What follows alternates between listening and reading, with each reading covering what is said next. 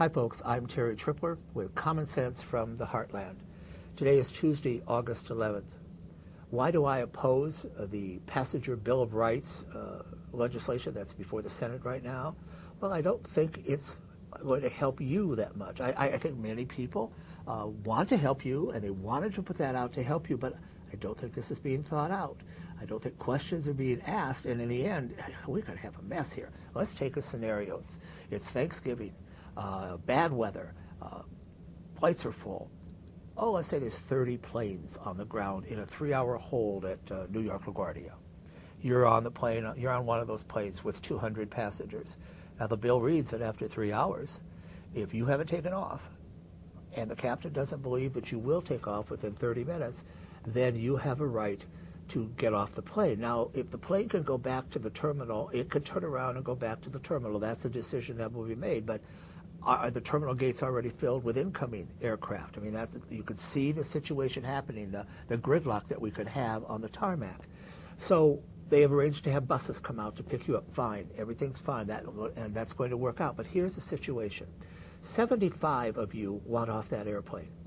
Are you blindly going to get off that airplane not knowing what your options are? Not knowing is, can I get on a flight in 2 hours? Or can I get on a flight in 6 hours? Or what about tonight? Or what about tomorrow?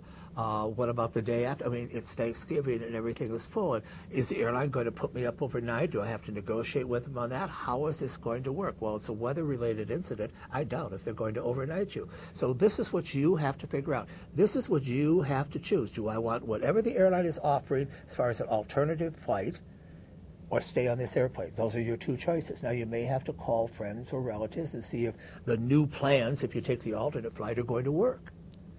How long do you think that's going to take? 75 people.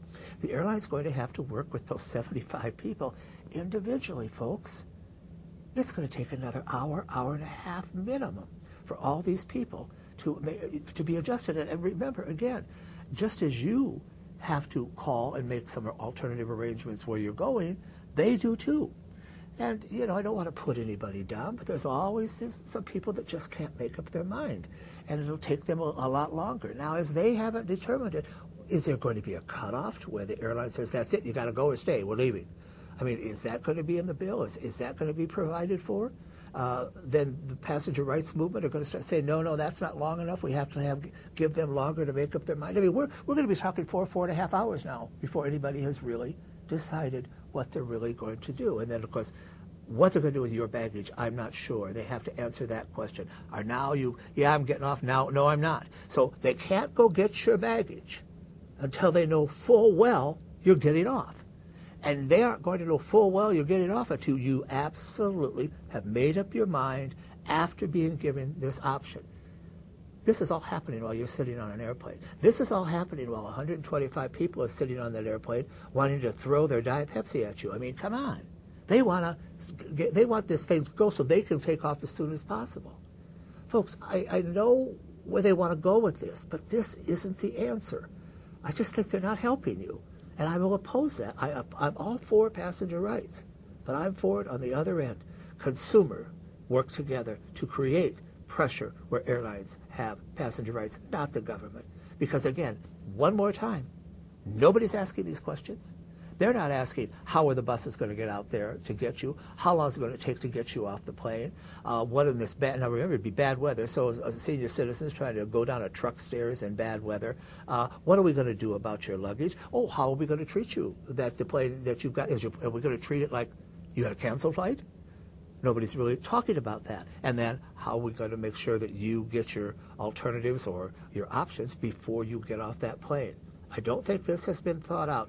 It hasn't been thought out by people with real details of how it's going to operate. The airlines, unfortunately, they don't know. They don't have a clue either. The airlines are out there using airline speak to try to explain why this would be a bad deal. No, airlines, why don't you talk to the people? Why don't you just come on down and talk to the people and explain your point of view? Leave the airline speak and all these codes and the airline codes, leave it out, because you deserve better. You deserve to know all the facts, and you deserve to help make the decision. So I'm saying, if you don't want this type of legislation passed, contact your senator or your senators and let them know. If you do, contact your senators and let them know. You're going to make this choice. We're behind.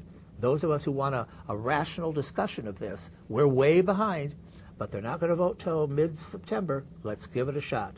I'm Terry Tripler. We'll see you tomorrow.